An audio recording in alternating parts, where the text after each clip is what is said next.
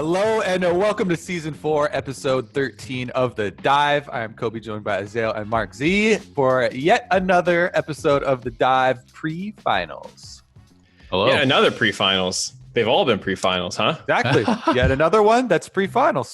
Yeah, that's true. Actually, I guess every dive episode in Ever. history has been pre this finals. Pre-2020 They've Spring all Finals. been leading up to this moment. This is our best dive ever. Yes. I don't know if I can follow through on that promise. It's an episode. Yeah, I can do that one. I don't know how you guys feel, but after, I don't know what we're at, but like past day 30 of quarantine, I don't know how you guys are holding up, but I'm definitely, there wasn't much sheen on it to begin with, but it has all worn off at this point for me. I don't know how you guys are feeling. I actually feel like I had a bit of the inverse experience. I'm pretty over quarantine, but actually it felt worse at the start for me. And I don't know why, but I think it was so jarring. And I felt really stressed out about everything. And now I feel like, human nature is just somewhat to adapt and to get used to stuff. So I think I've somewhat just kind of adapted a bit, and I've gotten to where I've tried to like change a couple things around my apartment. Got a couple little fake plant things to make it look a little bit brighter and stuff inside, and got a coffee foamer for like milk froth and stuff. That and saved you. nice. I can tell. You've been talking about that thing. I love it, but I swear because I used to usually go out and get a cup of coffee at work, or I get a cup of coffee at Starbucks or something, right? And it was just like these little rituals that you have that are kind of things you look forward to throughout the day, right? So just having now I look forward to my morning coffee here, and just like some little things like that I think have made a difference for me. But I mean, it's definitely still really weird. It's just I think I'm getting more used to it. Mm-hmm. I'm not. Yeah, you're the opposite. I am not. Valorant made it not too bad for a little bit while I was binging that and watching streams, but I'm not saying I'm getting bored of Valorant, but like the giddy, I can't wait to do this and like play this game, that you get when a new game comes out that you're excited for. And that feeling has worn off, the giddiness. And so I'm back to you're back to apathy. All day. What do I want to do? I could do anything. And then you kind of just do nothing. There's like so much to do and there's no time constraint on anything that you just kind of black. Have either of you guys done any just like webcam hangouts with your friends or anything? So something that my brother actually organized, which I had felt really nice, and I don't know if you've done this, Sam, was just a bunch of my friends back home. We were just on webcam, like he just did a Zoom meeting thing, same thing we're actually like doing here, and we all played like Quiplash and Jackbox party games and stuff, and just chatted, and it just felt really nice to actually just see some faces of people and feel like you're having some social interaction, because it's pretty rare these days. So that felt good. I don't know if you tried that. Yeah, I definitely have tried that, but as you know, I have no pets and only Travis as the real human here. So I have someone's got to help Kobe out. I have even less interaction than you guys. But thinking back on the split, because we are headed to the very end of it here. Last weekend coming up quick. It's been crazy. If we try and go back, sorry, I got a phone call. If we think how it started, with Cloud9 with this supreme dominance, and we thought, we were headed for this. Cloud9's just going to rule the entire split. It still is that, even with all the shakeups and all the pandemic across the world and everything. Is there anything that sticks out to you guys? I mean, Cloud9 obviously, after a couple of weeks, I think everyone was thinking, "Oh my God, they're gonna be incredible." But I don't think, at least for me, I didn't think that they were just gonna roll over the whole league, right? When we're looking back to the start of the split and thinking of like power rankings and where some of the teams we thought might finish, CLG obviously. People had CLG, I think, fairly high. TL, I think we all had number one. FlyQuest, I think, was quite low in the rankings, and now potentially are going to make it all the way to finals. So there have been some pretty big, I think, mix-ups and surprises. I think those are the most notable ones. I feel like I got everything right other than Team Liquid. I had C9, TSM, and EG in my top four, and they're all top four. Where'd you have FlyQuest? That was the one that I got a little confused on. They took Team Liquid's spot. The order's also out of whack, so don't pay attention to the order. Just think top CLG 4. in 10th I got too? 3 out of 4. No, I had CLG like 5th. Let's not talk about it. The power rankings were, I think, probably the craziest we've ever seen. There's always a team like FlyQuest, that overperforms and breaks into top 4. Yeah. And maybe the team that you thought would be first isn't first. But I don't think we've ever had a team that was kind of universally number 1 finish 9th. I think while C9 is the bigger story, the more shocking one is Team Liquid's Spring for me. Yeah. Mm-hmm. And there were all these bumps along the way where we were all still giving them credit, and we're like, okay, these issues, jungler change, this, that, substitution. And then when it finally we didn't even stop believing until it was actually over, the entire end of the split. We all were still holding those stocks as they crashed to the ground. Wait, how much can I turn these in for, please? 0. It basically felt like, the universe was bending its reality to give them a chance to get into playoffs, right? That all these crazy scenarios happened where it actually kind of came down to their final game against Cloud9, and they're actually playing well against Cloud9. It would have been a pretty crazy story for them to still make it into playoffs with that, but obviously not meant to be for them. Yeah. The other one that I wanted to pick your guys' brains on, because I was not listening to the JLXP because I never listened to our competitors, but I was reading the Reddit comments. I was digging up some dirt. You were digging up some dirt on them. I like that. I don't know if that's good work out there. That's like a general rule. That's not a wise business practice. That's a rule. That's a wise business practice. If you own a Burger monitor. King, you don't eat at a McDonald's. Yeah, you test your competitor. No, you can't get caught. You can't get caught. Ignorance is bliss. All right, we're the best talk show around, and I can't believe otherwise because I don't listen to any other talk shows. Yeah, perfect. But I heard Jat was apparently defending TSM a little bit while still giving criticism. I don't know. Like I said, I didn't listen to it. But it's a great synopsis then. Well, I think one of the things was, it wasn't that bad of a split, all things considered. But I remember on the dive, all of us kind of placing them 3rd, I believe, and us saying, anything other than top 3 with a roster of this quality should be seen a bit as a failure. Yeah. And finishing 5th in regular season, 4th in postseason, do we feel like this split was a failure from TSM's perspective? I think it was still a bit of a failure. I mean, I don't think it's a catastrophic failure. If you're thinking, hey, top 3 is kind of what your baseline, and you got 4th, that seems pretty fine. And it was, a closest series. So I just think that my disappointment is the same disappointment I feel like I've had a lot of times with TSM, and it's like the failure to gain kind of consistency. And this has been, I feel like, sometimes the case over the last couple of years, ever since Clutch to knock them out of the playoffs and their 10 straight finals, streak has kind of broken. They've struggled to really regain consistency. So, unlike a team like, EG, even where you felt like, oh, okay, there was this more consistent progression of, this consistent kind of line of improvement throughout the split, TSM would have these incredible moments and then have, horrible moments right after it. And it didn't feel like they ever actually fully kind of, maintained that level of consistency. And it didn't feel like they ever really were able to kind of shore up their late game, because their early game was at times incredible, right? They're able to run over FlyQuest, super slam them in a game, but then you put them in another game that's played a little bit more slowly, and obviously part of it is draft and stuff too, but it felt like they were kind of chickens with their heads cut off a lot of times in late game. And I guess I'm kind of disappointed that they weren't able to kind of make more meaningful improvements in that way, because it still felt like with TL out on paper, TSM should have more talent than everyone but C9, right? So at that point, with TL dropping out, it was almost like I felt, okay, well, now you should be top 2 or it's a disappointment instead of just top 3. I mean, I'll list off my disappointments right now, because if we're going back to the chrono break. He's got a spreadsheet he's opening up. The beginning of the split, I was actually incorrect, because I was kind of worried about bringing Broken Blade back after the drop off in summer. He outperformed my expectations. So that got me, more hopeful, if anything. So I was actually pretty disappointed in the bottom lane. because coming into it, I actually had pretty high hopes for Kabe and Biofrost.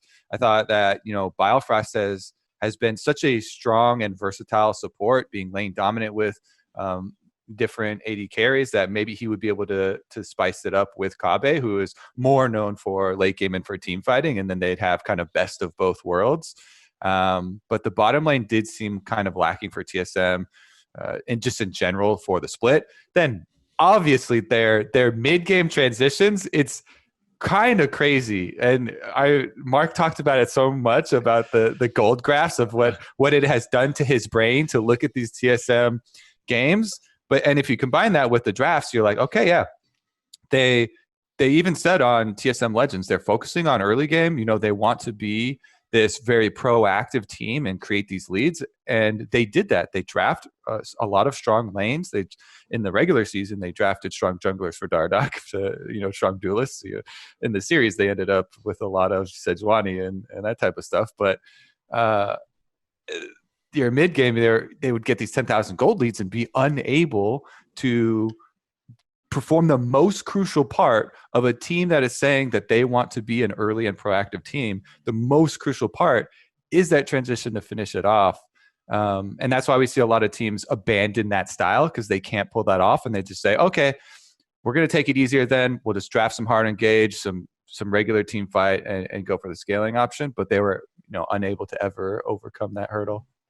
Yeah, I think a lot of it too, especially in the postseason, it became evident how much of that was on just engages and team fighting for like the mid game. I'm not saying like their macro was incredible or anything, but it was like glaringly obvious how bad they were about starting fights. And like some of them were good, but it was basically like we go in and either it's won from the first second of the team fight or it's lost from the first second of the team fight is often how it felt.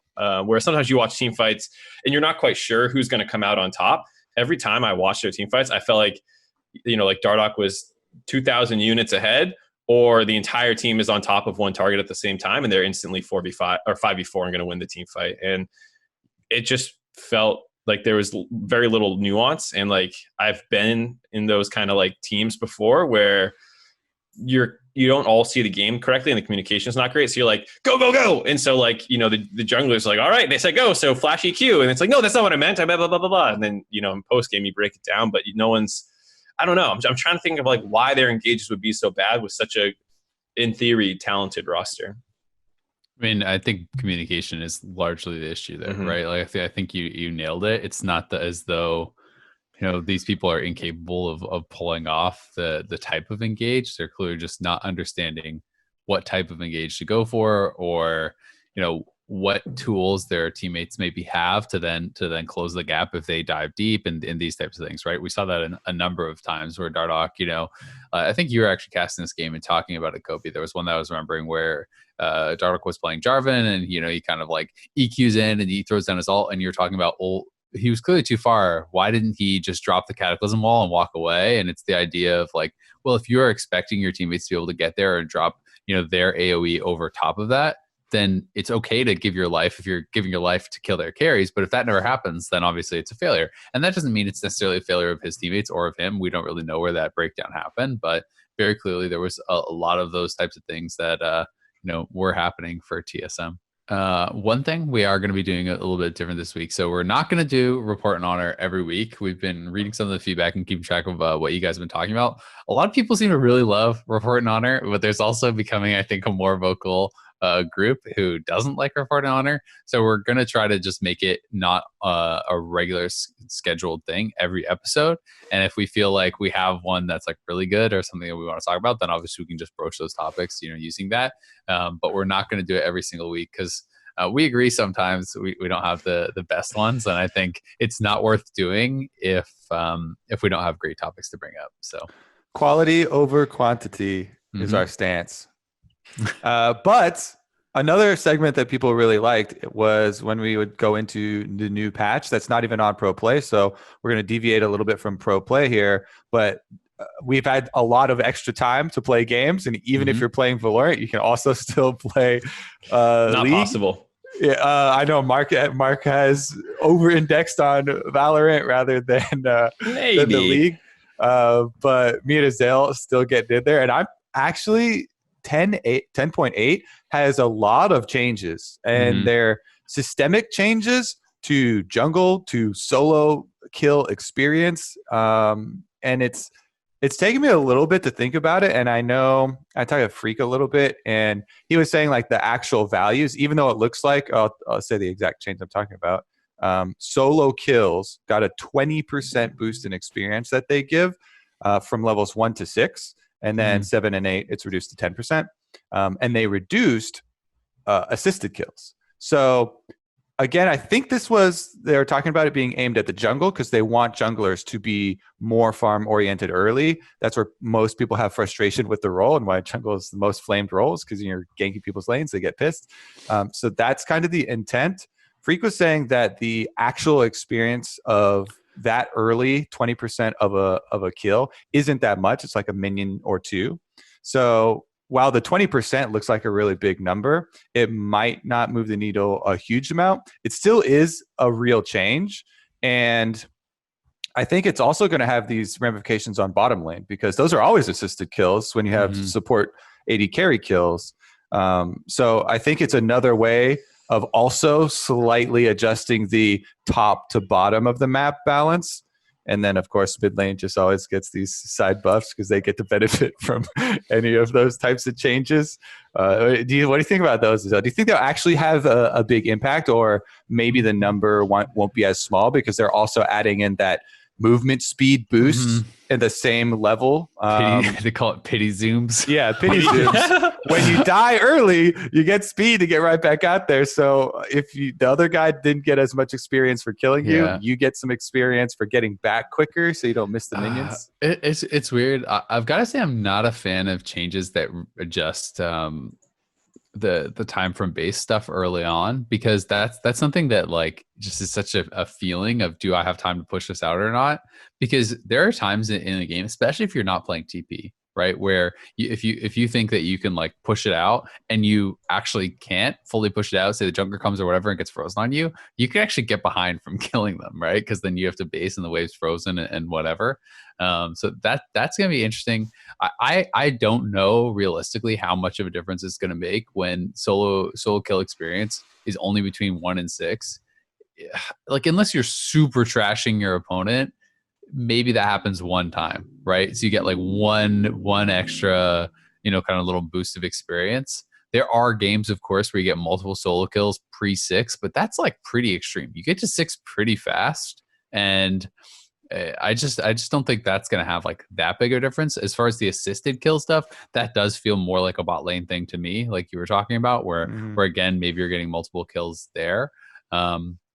But again, how many times are you killing them pre-6? It doesn't take long to get to 6. I think it also is supposed to maybe make feeling like you're getting camped a little less bad. So if you are top lane and you get chain ganked, and like, I agree, solo kills usually aren't happening that often, but there are those games where you're just kind of running it down because you've been killed 3 times and you're not safe under turret. And I can see this helping stop their like 2-level advantage that can often accrue during that. But like you're saying, 20% is not this insane amount. So it probably wouldn't slow it down that much. Yeah. So, but I understand. I think that's the line, like the logic I agree with the most of all of these is like, for the person who's getting camped, like the jungler and your opponent are not just like feasting off you quite as hard. Yeah. I mean, that seems nice, because if they're getting a tiny bit less experience and you get back to lane faster, maybe you lose less. So yeah, as you're saying, maybe that kind of helps to bridge the gap a little bit. But I mean, junglers are also getting, it looks like, more experience per camp at 9+. So that's going to try to even out what theirs was.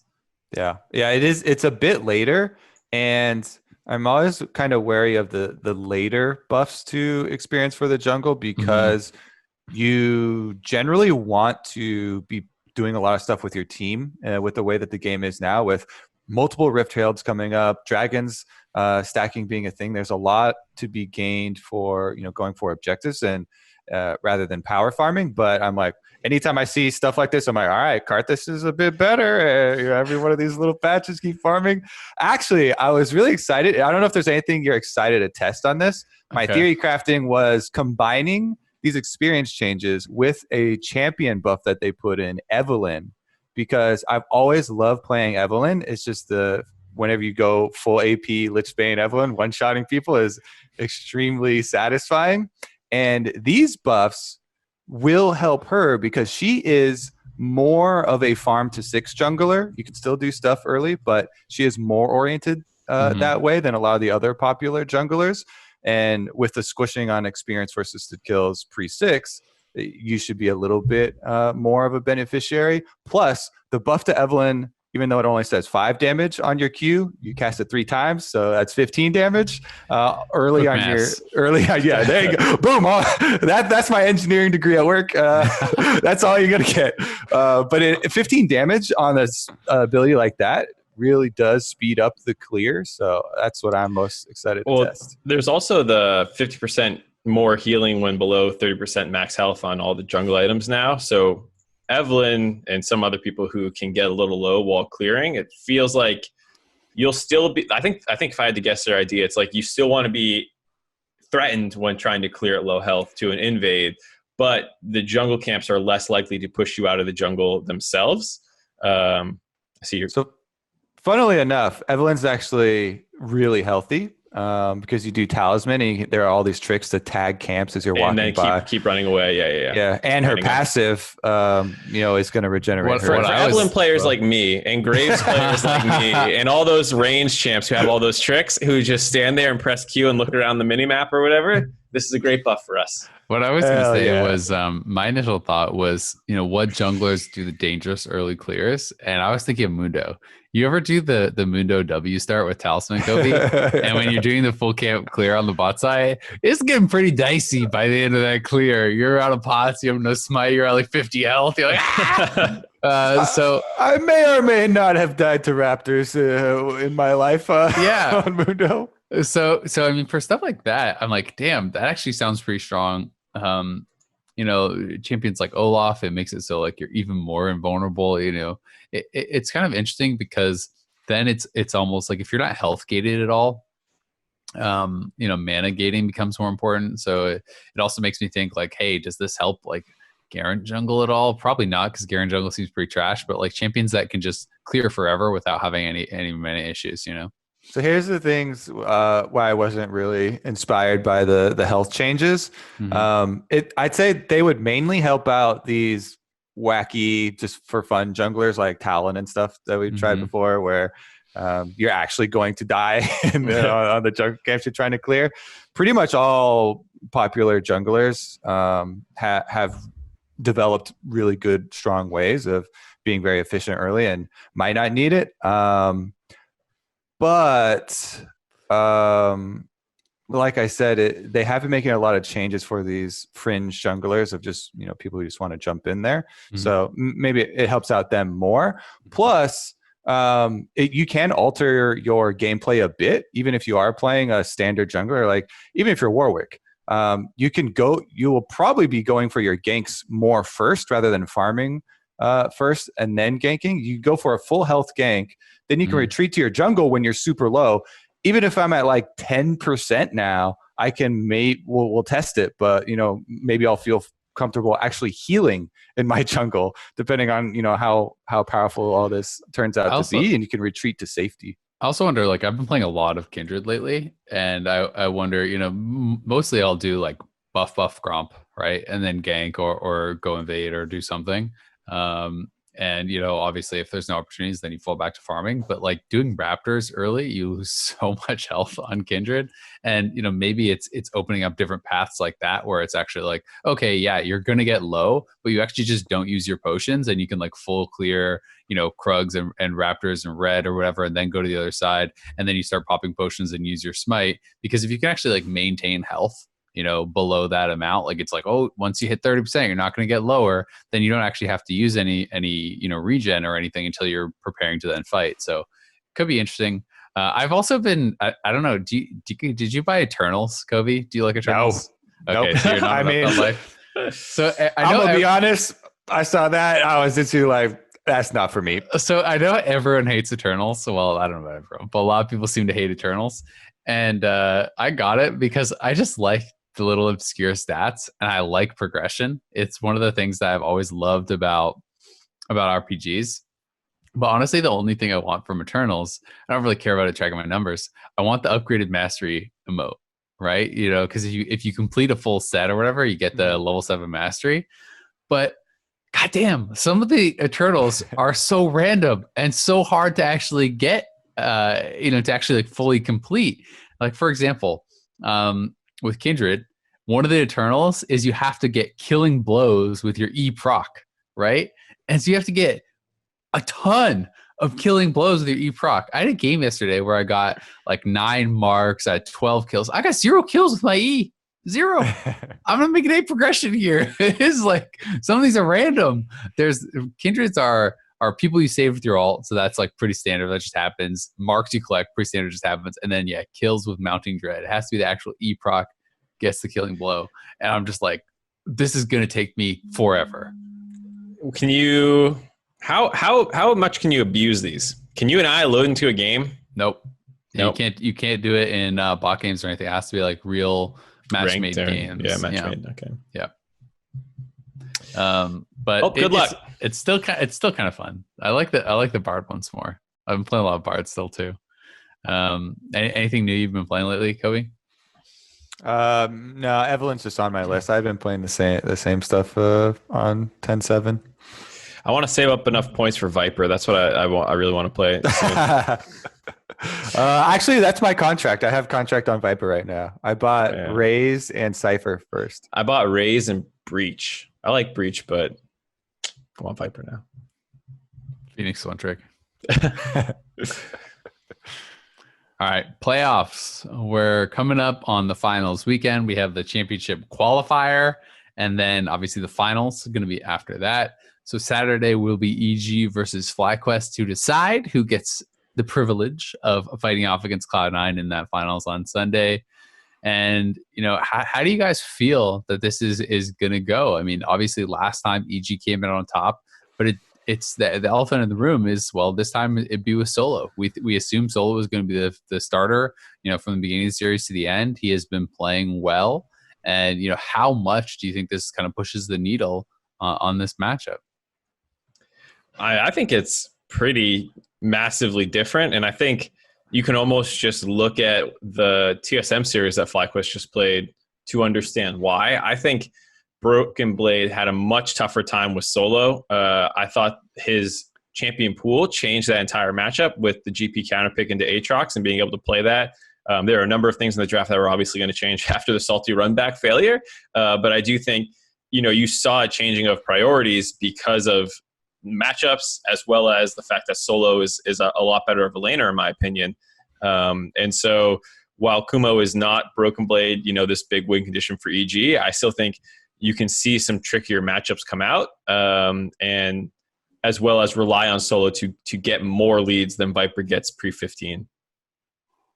Yeah, the top lane is very clearly going to be a big difference, because even in the series, when they subbed him in versus EG last time, it was a big thing. They just, probably did it too late. We even had the interview with Jizuke afterwards, and he was like,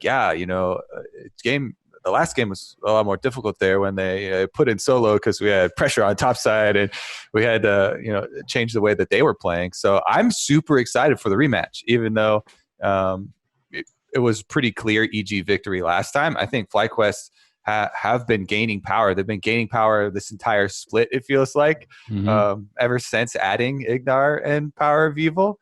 And in addition to top lane changes, Power of Evil himself, I think, is just playing so much better now than he was going into the EG series. As if you remember going into the EG series, the end of split, we're like, we started to cool off on FlyQuest because they dropped quite a few of their wins. Power of Evil wasn't putting out as big of performances. Team wasn't as coordinated. They were specifically not very good at controlling Rift Herald. And feels like a lot of these things have changed. Plus, that on the top of that, the last couple of FlyQuest series, I've been getting more excited for Turtle. He keeps flashing in and ulting forward on like side stuff, killing enemy AD carry. Getting caught in top lane after.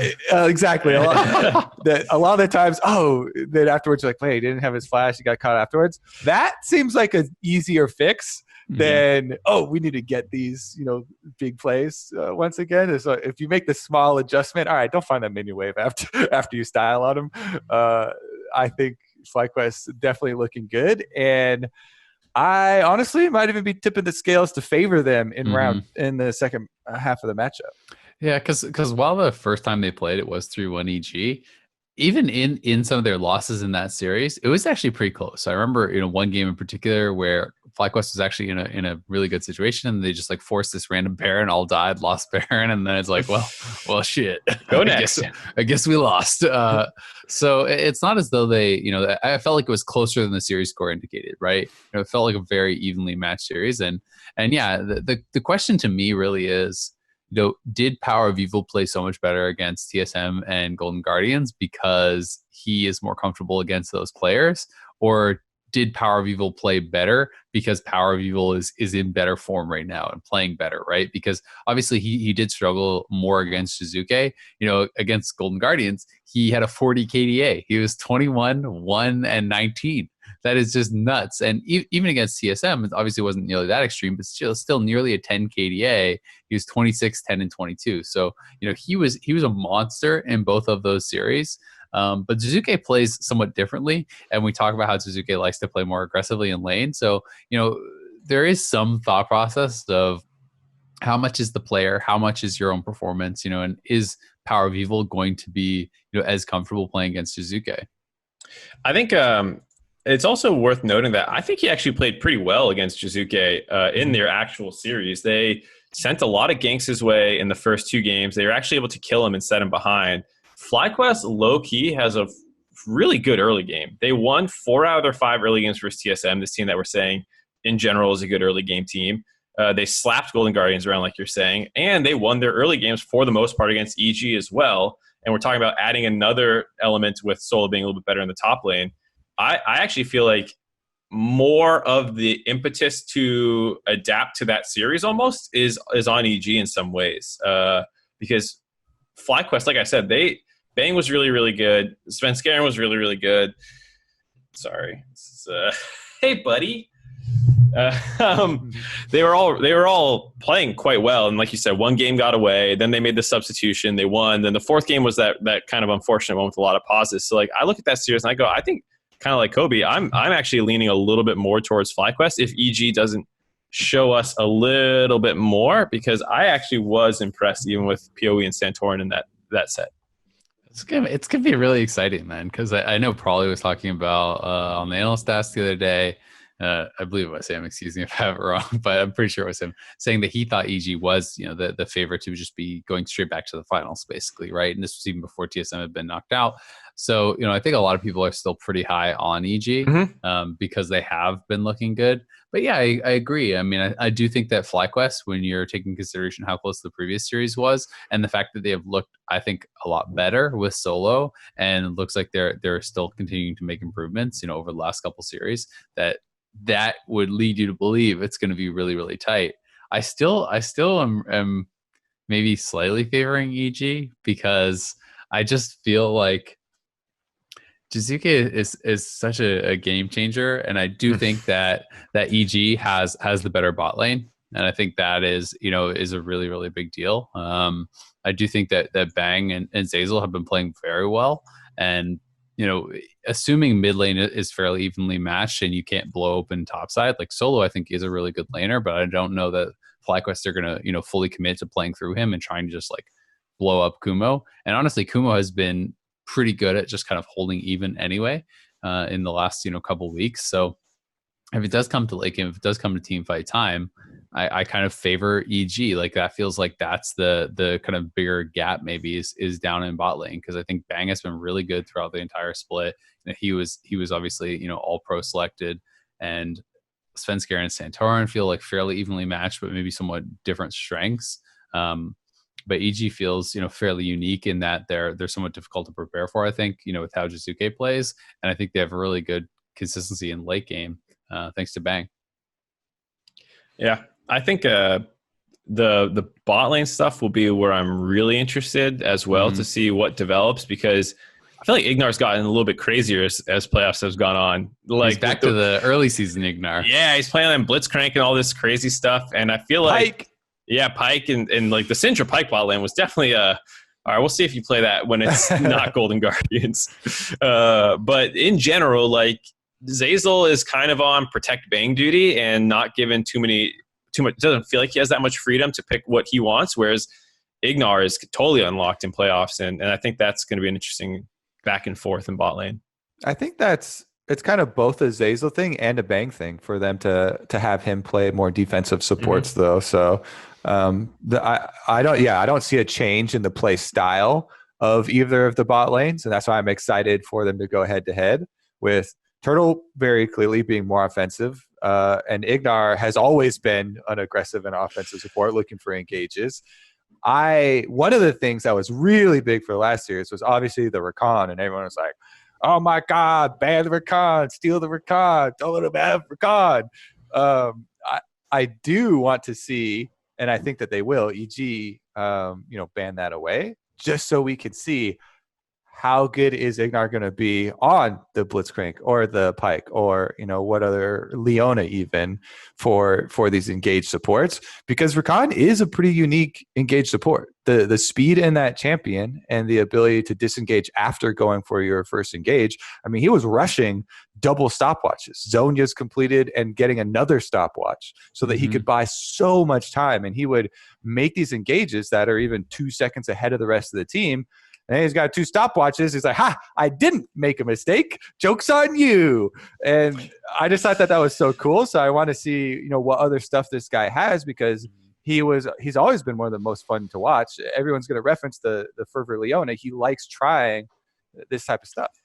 I also think that one of the things that made his Rakan so good wasn't just, kind of like the default run up with your team and flash RQ, like for flash RW or whatever, and kind of get in there. It was the angles he was actually coming from.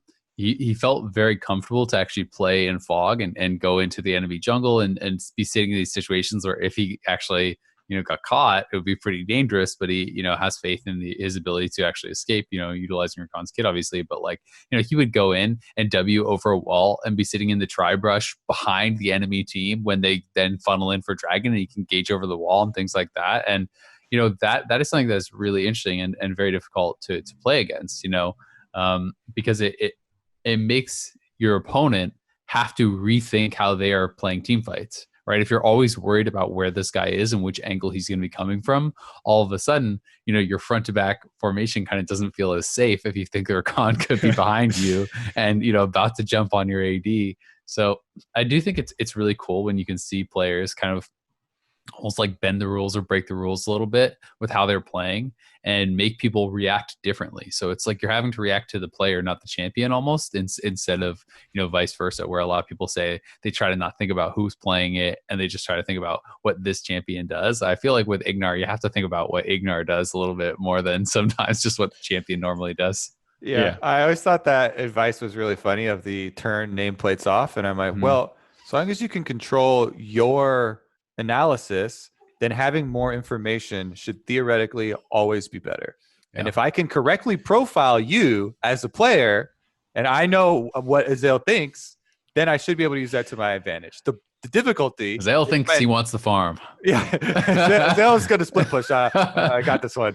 The problem is if you get intimidated by the enemy nameplate and it starts to affect you in a negative way, that you should turn them off. Yeah. But I was always I'll give you you're unintimidatable. Two old anecdotal stories about that. Like when you scrim double lift, back in the day, he would fight you to the death to level 3 over every CS every single game in scrims, and you're like, you can't do that because our jungler can be there in games. And then whenever you actually contested him in this play style, so everyone's super low in this heavy trading, their jungler was always there. And so when you're playing someone else in scrims and you had nameplates off, you wouldn't. I mean, like the mindset that we had was when double is trading to the death, it's because his jungler's here and he wants to kill you. And like other people usually wouldn't play that aggressive.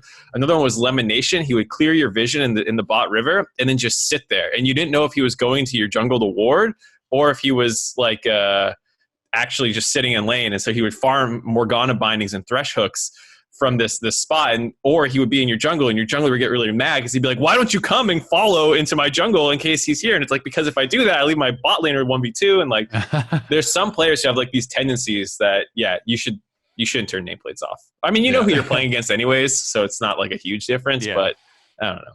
Yeah, it is funny though, and I think Kobe has it right where it is just a psychological thing, right? You know, if you're intimidated by a player or you always lose a certain player, you're trying to think about it as the champion instead of the person. So that you're not, you know, kind of already pre-defeated, because like I can understand the scenario where it's like, you know, you flick on the nameplates and you see Faker and you're like, you know, I think I'll leave those off. You turn on the nameplates and you see defeat. Yeah. Yeah, I think this matchup, though, doesn't have, not to flame any of these players, it's not that kind of matchup where, like, either team should be super intimidated. Maybe versus C9, I could see this logic a little bit more, but I think this is actually super close series matchup. Like, if you go top to bottom, even when you put the slider in someone's favor, it's probably not going past 55-60% in favor of any team, I would think, unless there's a matchup you think really jumps out to you. No, I agree. I do like the difference in styles, and Azael touched on it with the flanking point. Not only Ignar, but also Solo has had really good flanks with the set coming in from behind and changing a lot of those team fights. Whereas EG have played really well with the spread map, trying to find Rise or Echo or something for Jizuke to hard split push with. And even if they send multiple people there, then he has been able to get out sometimes. So I'm super curious to see if they do, like, if we have this meetup of a hard split push team versus this team that is looking for those flank wards and looking for those hard engages, because if you can get a good hard engage onto a team that is splitting and kind of have a spearhead and force it down, then you can kind of beat them to the punch. And those are always really interesting style matchups for me. But, sorry, you want to add? Oh, I was just going to say, it's interesting to me because I also felt like, you know, there was a little bit of like a departure from that for EG. Like when they did the Yasuo Gragas stuff, you know, that didn't feel like slow push. That felt like team fight and force, right? Yeah. So, and I was wondering, when I was watching that, I was really surprised to see that sort of style. And I was kind of like, is this because you're playing Cloud9? Or is this just something that you wanted to do? You know what I mean? Is this like, you're like, oh crap, Yasuo Gragas is up. Oh crap, we're playing Cloud9. You know, like we gotta take it away, or let's surprise them, or you know, because the rest of the series was more what I kind of expected to come out of EG. So because I am expecting them against FlyQuest to play that sort of style where they play either, you know, kind of like the pokey kind of guys like the LeBlanc and the Zoe and stuff. I know LeBlanc can one-shot you and so can Zoe, but you know what I mean? Yeah. That's kind of the play style, so where they jump over walls and they look for chunks. Or, you know, Echo and Rise and stuff. But the Yasuo Gragas was kind of the one departure from that against Cloud9, so I'm just interested to see if they're going to actually come back to that. I actually liked it against Cloud9. I think you might not do it quite as much, but I wouldn't hate it if they tried it against PoE, just because if it was just a takeaway of, oh crap, we left this up, then okay, never mind. But I expect the EG coaching staff, which I hold in fairly high regard, to have prepped that as this is super annoying to play against post 6, and maybe we can control Niski with it. And there were a lot of really close fights in the C9 series where EG got outplayed a little bit, or the other team was just a little bit faster reacting to those plays.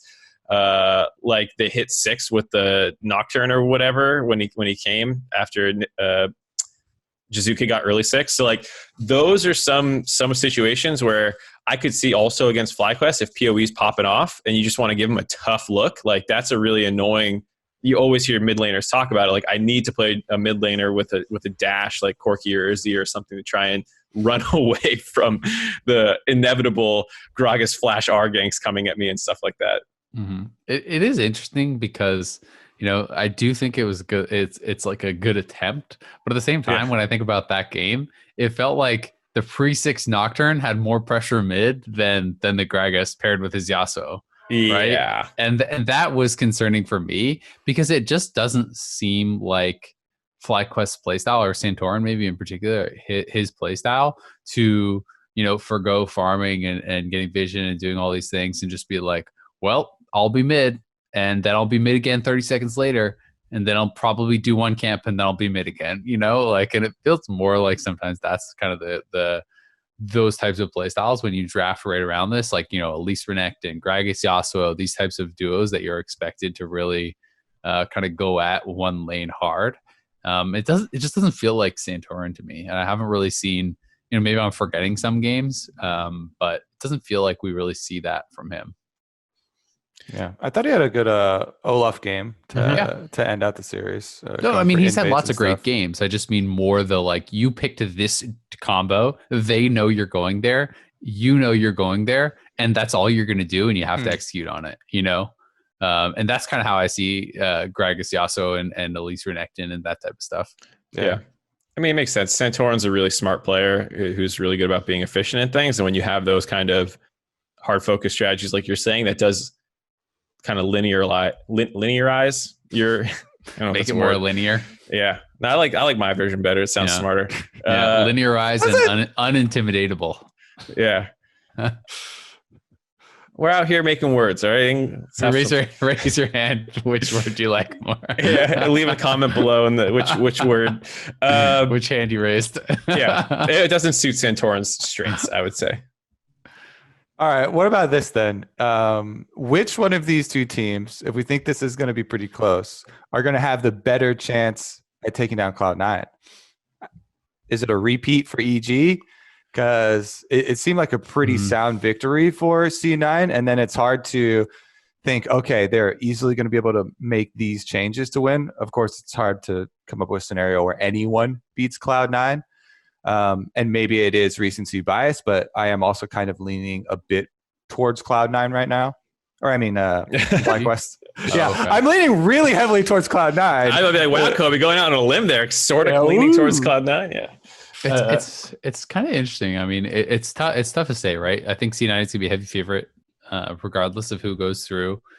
EG at least got some games in against them and maybe got a little bit more practice against them. They did take a win, right? They're now one of two games that C9 has lost. TSM obviously took the other. They took one there. And I still kind of feel like, hey, like maybe like you have to kind of throw a wrench in the gears of Cloud9 and do something crazy. You have to be willing to just like fight them at every turn, to be able to kind of, like almost like match their madness and come out on top with like a better 2v2, better 3v3, this type of thing.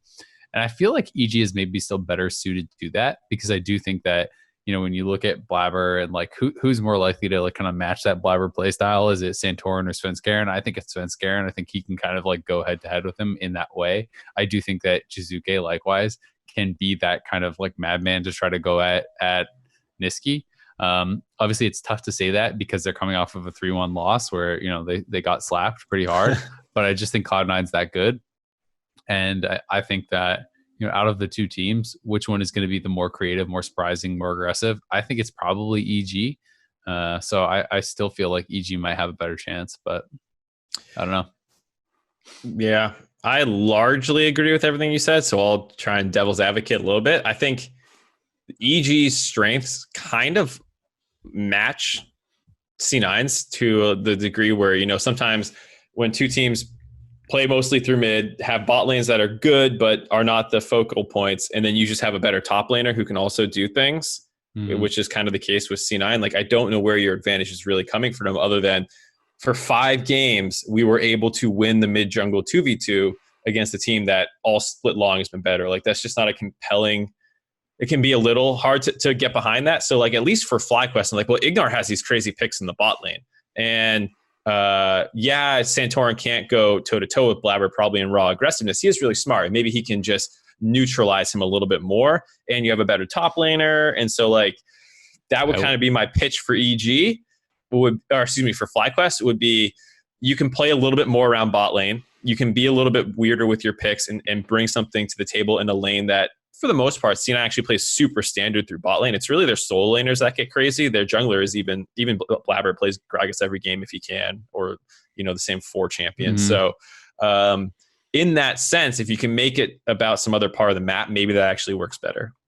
It is interesting because the one kind of caveat I'll give to that is I did feel like EG figured out a bit of a way to neutralize top lane somewhat. Poppy was actually really good, right? Licorice did not just slam Kumo. As much as Licorice is clearly the better player, I don't think that should not be a shocking revelation to anyone. And does have, I think, probably much deeper champion pool at least as far as things he's willing to bring out on stage. But if you could play Poppy Ornn into pretty decent matchups every game, sometimes it's hard to do a lot with that. Obviously, we did see in the first 2 games, it was very clear to see that skill difference because we got both sides of the matchup of Aatrox Ornn, and Licorice slammed him on both sides, right? And it's like when you're playing the Aatrox into the Ornn and your opponent's down 20 CS early, it's like, oh, well, that's a pretty good matchup for Aatrox. And then Licorice plays the Ornn and 1v2 solo kills him, and it's like, oh, okay.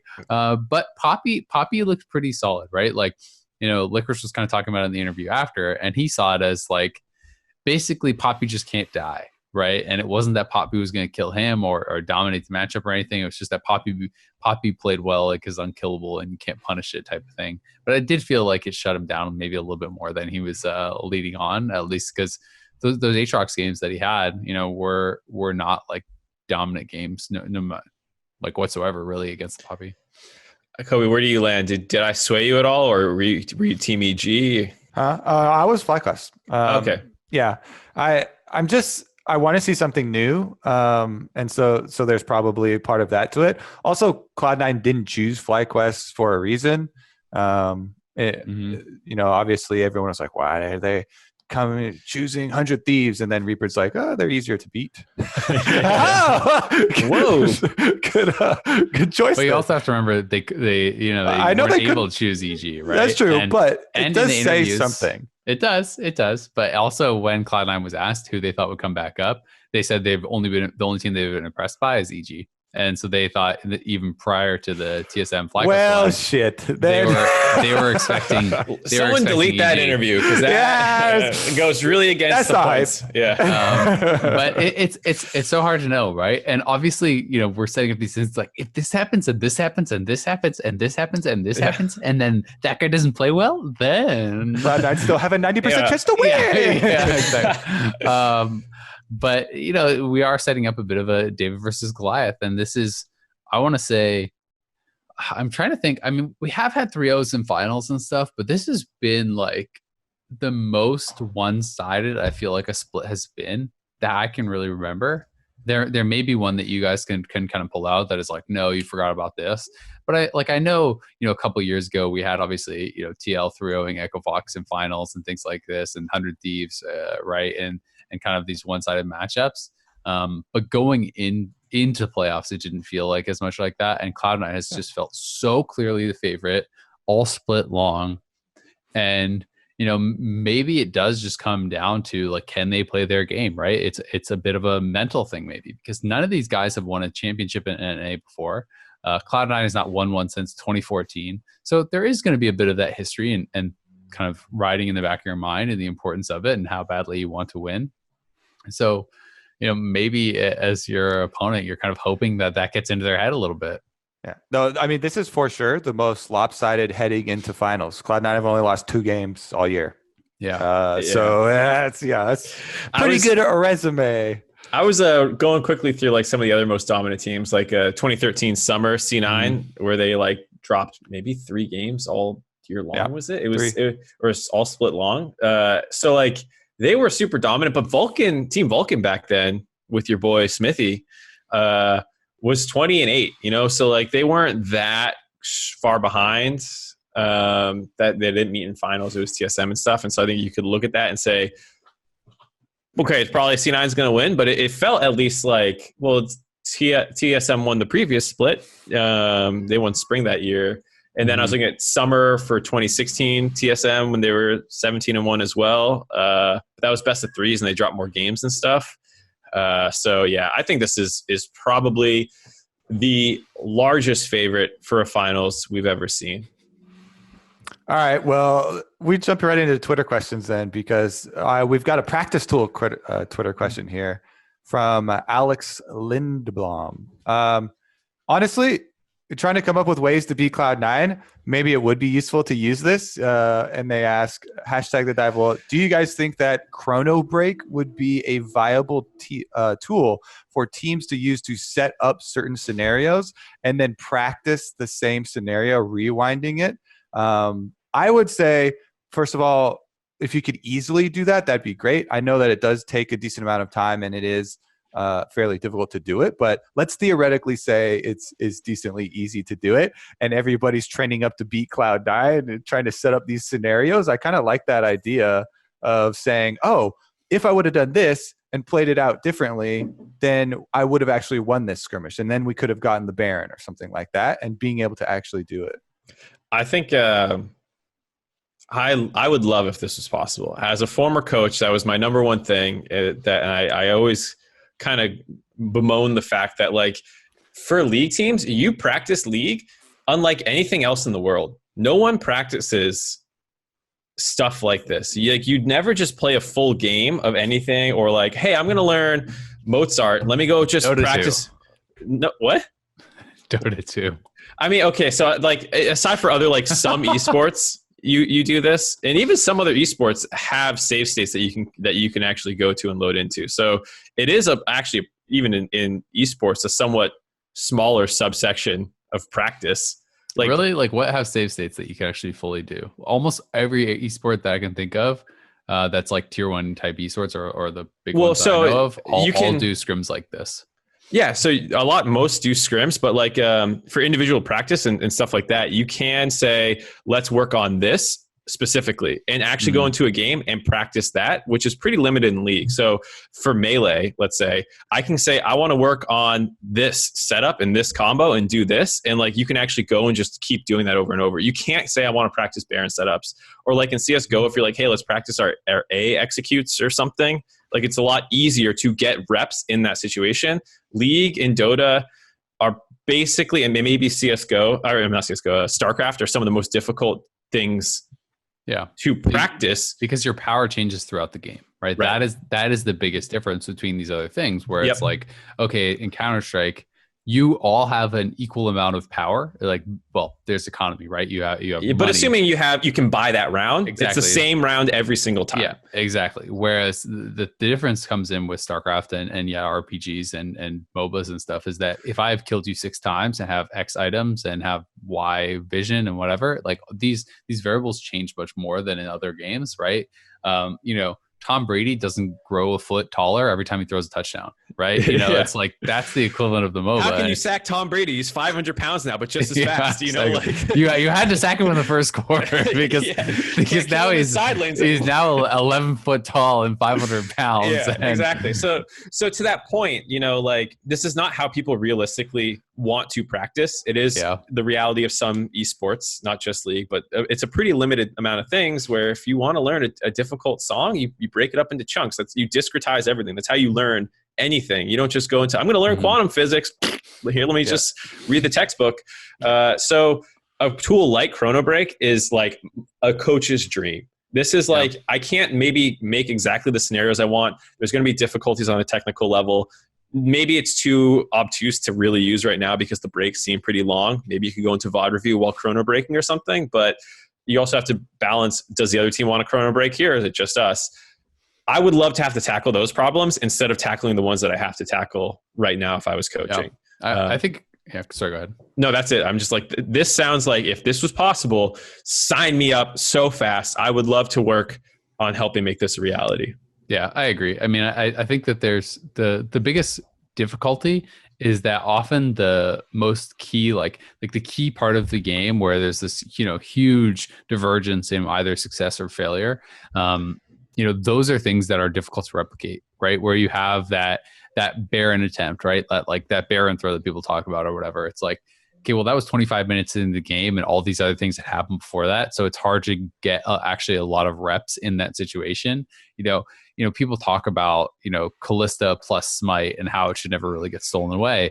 But the problem is people practice these things so few times, right? Like how many true contested Barons have these guys had, even if they're scrimming Callista in the exact scenario where it can get stolen away, and how, like understanding all these little things, right? Or the 5v5 team fight, that's at 50 minutes into the game with full build. How many times have you truly done that? Usually it's like a couple, right? And that's one thing that I think is rough. And one thing I've actually always wanted from the first time I started jungling, which was pretty early on in the game, I was like, God, I really want to be able to practice smite steals. Give me like a tool where it's like you can set almost like a difficulty and or something like that, where like a bot is going to try to smite it and you're going to try to smite it and it does it within a certain amount of thing. Just because like with like other bots hitting the Baron, because this is something that you don't get to practice a lot.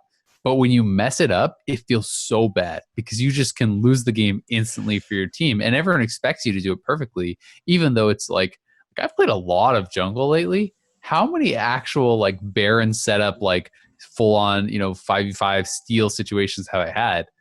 A couple in the last couple weeks, maybe. It's you just don't get it a lot. Yeah, it's definitely very difficult. And this just comes down to literally having the ability to make drills like any other sport. So definitely going to be good for practice. Our other Twitter question is from Glenn. In the light of a hotly contested TSM versus Fly series and EG taking a game off Cloud9, do you think that the gap between Cloud9 and the soup is closing? Is the soup. Good term. I'm glad we got to fit it in one last time. It wouldn't. This is a dedicated fan. That's nice of you. Also, then, how do you think the strength of our region compares to a region like LEC? Well, first of all, for the Cloud9 one, I don't think the gap is closing. Maybe if it was like the Grand Canyon and then you got to take one step in. It's like went from a mile to 4,900 and whatever feet. Yeah. Go ahead. I was gonna say I don't think the gap has closed too much, and I'll wait to see Azael's point before we get onto the probably spicier topic. The second part of that question. I think we're all on the same page with that. Yeah. The second part. I mean, it's so hard to actually compare, right? I will just say this, that I'm very sad that MSI is not happening at the regular scheduled time, because I'm really excited to watch Cloud9. And this is something that I've even talked about with some coaches and analysts from other regions. And they are also thinking very favorably about Cloud9 and how they could perform. So, I can say the last time I've been this excited, as much as I've seen a lot of talk on social about people like being like, Cloud9 only looks good because, the teams they're playing against suck, and TL looked just as good and didn't do that well. And like, I don't actually agree with that. Last time I was personally as excited about a team for international that looks delicious was 2016 TSM when they were actually going into Worlds, and this was not just NA casters and NA analysts. Everyone was putting them as like a potential top 4 team at Worlds, right? And that was something that was really, really exciting. And then they didn't even get it at groups. What I missed? Kobe's just face planting. It's so funny. I'm commiserating. I'm commiserating with you. That was a big. It wasn't just us. It was like the EU casters, the Korean casters. People were thinking, hey, like not for sure, but they could get top 4. This could be one of the best teams. They look really good. And this is the last time I felt that excited about a team internationally. So, plus Cloud9. The other thing is, even if they face planted, they play so aggressive. I am more excited to watch a top team from NA be this aggressive, crazy team, because we have had so many years of the like slow macro team where you send them off and then they just like almost don't know what to do and they do nothing. And watching that 2016 TSM lose, picking Kog'Maw and whatever, and just like sitting and hoping that they can get to late game was so sad. I would way rather watch Cloud9 go and see what they can get done, and success or failure, like go out swinging, right? And that is something that Cloud9 has done for a lot of years internationally. But this Cloud9 looks way better than even the Cloud9s of the past that have had success, that have gotten out of groups and got to semifinals and stuff at Worlds. So I really want to see them play. All right. Well, that's going to do it for this episode of The Dive. You can catch us this weekend for finals. We're obviously going to have the championship qualifier before that on Saturday when FlyQuest take on EG. And then the winner of that will face Cloud9 on Sunday. It's going to be hype. I'm really excited for it. Hope to see you guys all there. Honoring my girlfriend for the late coffee to drop off. Cheers to that.